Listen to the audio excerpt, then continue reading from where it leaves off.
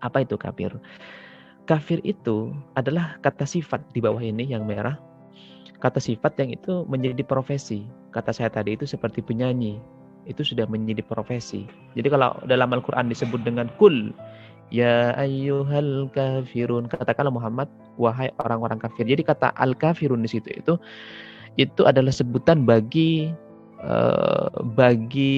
masyarakat Mekah pada waktu itu yang menjadikan kafir itu sebagai profesi. Nah, kata kafir di sini ini berasal dari kata kufrun, kata benda, yang juga ada yang mengatakan asal katanya adalah kafarah, kata kerja, yang berarti menutup. Menutup di sini maksudnya adalah tidak mengimani keesaan Tuhan, kenabian, dan juga syariat-syariat Allah Subhanahu wa taala. Saya mau garis bawahi bahwa lawan dari kafir itu adalah musyrik. Karena musyrik itu meyakini banyak Tuhan atau yang disebut dengan politeisme. Kalau lawan dari musyrik kata saya tadi itu adalah muslim atau monoteis. Jadi kafir di sini adalah musyrik. Pertanyaannya, non muslim itu belum tentu musyrik. Kenapa non muslim itu seperti agama Kristen? Mereka meyakini satu Tuhan. Artinya masih mengesahkan Tuhan. Berarti menurut saya itu tidak pantas mereka disebut dengan kafir atau musyrik. Kita lanjut dulu. Dalam Al-Quran, kata kafir itu dipahamin dari tidak beriman. Makanya di sini fa'illam taf'alu wa lan taf'alu fattakun nar allati waquduhan nas wal hijarah uiddat lil kafirin. Jadi neraka itu disediakan bagi al-kafirin, yaitu orang yang tidak beriman. Kita lanjut dulu. Yang kedua, dalam Al-Quran kafir itu dipahamin tidak mensyukuri nikmat. Jadi kan kafir itu berasal dari kata kafaro, kata saya tadi, yang bermakna menutup. Kenapa kok orang yang tidak mensyukuri nikmat itu disebut dengan kafir? Karena mereka menutup nikmatnya untuk tidak dikeluarkan atau disedekahkan atau tidak disyukuri. Ditutup itu. Nah, makanya di sini disebutkan dalam Al-Quran itu wala in kafartum inna adzabi lasyadid. Ya, dalam sebuah talkshow dulu itu Pak Quraisyah menyebutkan semacam ini. Dalam memahami kata kafir dalam Al-Quran itu harus hati-hati. Kenapa? Karena banyak kata kafir yang maknanya itu berbeda. Salah satunya kata kafirun tadi dengan kata kafartum. Kata kafartum di sini maknanya bukan kafir karena mereka tidak beriman kepada Tuhan, tapi di sini lebih kepada kufur nikmah. Makanya kemudian ada lagi buku itu biar kelihatan indah dan tertutup itu disebut dengan dikasih cover. Jadi cover itu adalah menutupi isi buku. Ada lagi sebutan kafaroh dalam Al-Quran itu kan. Kenapa itu disebut dengan kafaroh yang asalnya adalah kata kafaroh juga, menutup, karena mereka menutupi dosa-dosa atau beban yang ditanggung oleh si pelaku dosa itu. Jadi kalau ada seorang yang di pertengahan bulan Ramadan kemudian melakukan dosa seperti halnya bersetubuh, maka dia dikena kafarah. Jadi kafarah itu adalah menutupi beban atau dosa yang dilakukan oleh seorang hamba tersebut. Lanjut dulu. Yang ketiga, kata kafir di sini dipahami dengan tani. Ini kenapa kok petani disebut kafir dalam Al-Quran? Itu kamasali ghaisin a'jabal kuffarah. Kenapa kafarah itu, kufar itu disebut dengan petani? Karena seorang petani itu menutupi tanah. Jadi ketika dia itu bercocok tanam, dia kan biji-biji yang dia tanam itu kan ditutupin. Maka mereka itu disebut dengan kufar.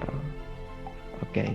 Jadi kemudian ada lagi dalam surah Al-Kafirun misalkan, itu kan kul ya ayyuhal kafirun. Jadi kata Al-Kafirun di situ kafir karena menutupi hatinya untuk mengimani Allah Subhanahu wa taala. Jadi kesimpulannya pada pemahaman ayat ini, kafir itu adalah berasal dari kata kafarah yang bermakna menutup. Seorang petani yang menutup tanah dalam bercocok tanam maka disebut dengan kafir. Kemudian seorang pelaku dosa yang menutupi dosanya dengan denda maka disebut dengan kafarah. Terus kemudian seorang yang menutupi hatinya untuk mengimani Allah Subhanahu wa taala itu disebut dengan kafir. Kita lanjut dulu. Kafir perspektif mufasir. Kita lihat. Kafir dalam perspektif mufasir ini bisa dibagi atau dibedakan menjadi 5. Ada kufur ingkar. Kufur ingkar di sini maksudnya adalah kafir yang tidak mengenal Allah. Jadi dia tidak kenal Allah itu siapa dan tidak mengakuinya. Ini mungkin lebih kepada ateis gitu ya. Tidak mengenal Tuhan. Yang kedua ada kufur juhud. Jadi kafir yang mengenal Allah, dia tahu bahwa Allah itu adalah Tuhan. Dia mengenalnya secara batin, secara hati. Tetapi dia tidak mengikrarkan secara lisan. Dia tetap tidak mengakui bahwa Tuhan itu bahwa Allah itu adalah Tuhan. Itu namanya kufur juhud. Kemudian yang ketiga adalah kufur inat. Jadi kufur inat itu adalah mengenal Allah secara batin, mengakuinya dengan lisan, tetapi enggan memeluk agamanya. Nah, ini terjadi pada Abu Thalib, pamannya Nabi Muhammad SAW. Mereka mengakui bahwa Allah itu adalah Tuhannya. Terus kemudian Nabi Muhammad itu adalah Rasulnya, baik secara lisan dan juga secara hati. Tapi mereka tidak mau memeluk agama Islam atau agama yang dibawa oleh Nabi Muhammad SAW. Yang kemudian dia itu disebut dengan kufur inat. Yang keempat adalah kufur nifak. Kufur nifak itu adalah seorang munafik itu, dia itu hanya mengatakan di lisan, saya ini beriman gitu ya, tapi di hatinya tidak. Makanya dalam Al-Quran itu dalam surah Al-Baqarah disebutkan wa idza laqul ladzina amanu qalu amanna wa idza khalau ila syayatinihim qalu inna ma'akum innama nahnu mustahzi'un.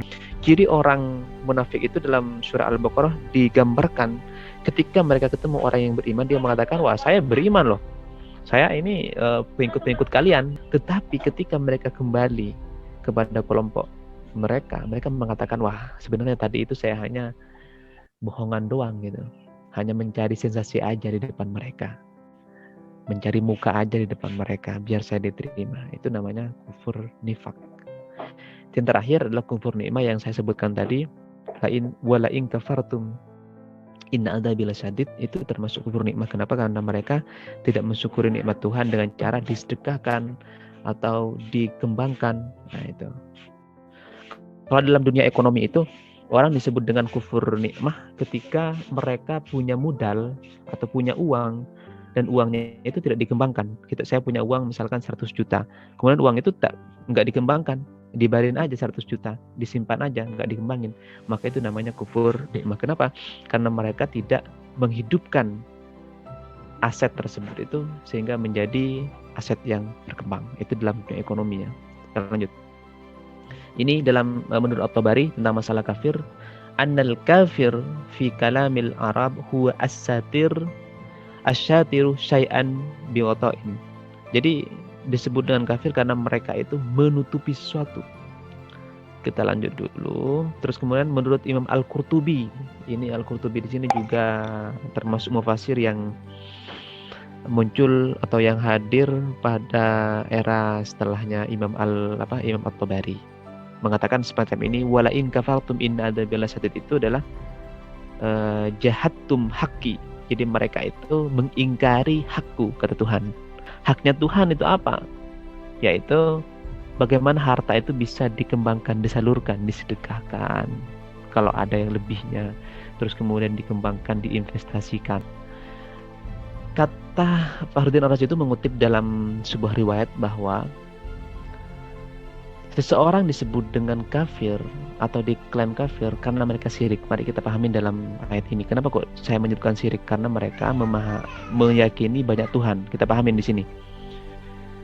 Annal walidah, sesungguhnya Walid bin Mughirah dan juga Al-As bin Wa'il dan Al-Aswad bin Abdul Muttalib dan juga Umayyah bin Khalaf mengatakan kepada Rasulullah, wahai Rasul, hatta na'budu ilahaka muddatan wa ta'budah alihatah muddatan. Maksudnya gini, ayo dong kita konspirasi aja, maksudnya gotong royong aja, istilahnya toleransi aja, dengan cara aku nyembah Tuhan kamu sekarang misalkan, terus suatu saat kamu juga nyembah Tuhan aku.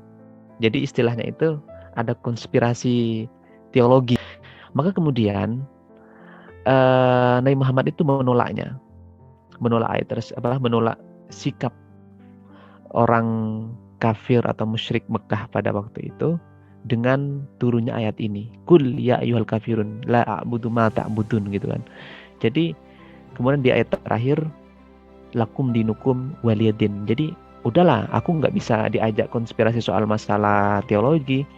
Jadi persoalan keyakinan atau teologi ya itu urusan masing-masing. Apa yang kamu yakini ya udah kamu jalanin, apa yang aku yakinin ya udah aku akan jalanin. Siapakah yang kafir dan muslim? Nah, ini menarik. Non-muslim belum tentu kafir. Nah, ini. Jadi non-muslim itu atau monoteisme. Jadi muslim itu adalah monoteisme. Dia itu memahami atau dia itu menganut paham atau prinsip tauhid, keesaan Tuhan. Jadi agama Semitik atau agama Samawi yang jelas-jelas itu muslim adalah agama Islam sendiri yang dibawa oleh Nabi Muhammad, agama Yahudi yang dibawa oleh Nabi Musa atau yang dibawa oleh Nabi Musa, kemudian agama Kristen atau Nasrani yang dikembangkan oleh Nabi Isa. Itu agama yang menganut prinsip-prinsip monoteis. Kalau saya boleh menambah adalah semua agama selain 3 agama di sini ada di Indonesia, seperti agama Hindu, terus kemudian agama Konghucu itu juga bisa dibilang sebagai agama Islam yang dimana pemeluknya itu bisa disebut dengan Muslim. Kenapa? Karena mereka itu meyakini satu Tuhan. Sedangkan lawan dari Muslim itu adalah kafir, politeisme atau musyrik. Nah, musyrik di sini jelas di Indonesia tidak diizinkan, tidak diterima. Kenapa? Karena dalam sila pertama itu kan ketuhanan yang Maha Esa, bukan ketuhanan yang banyak, bukan, tapi ketuhanan yang Maha Esa. Jadi keyakinan atau agama yang bisa diterima di Indonesia itu adalah agama yang Muslim, yang monoteis atau yang mengesahkan Tuhan.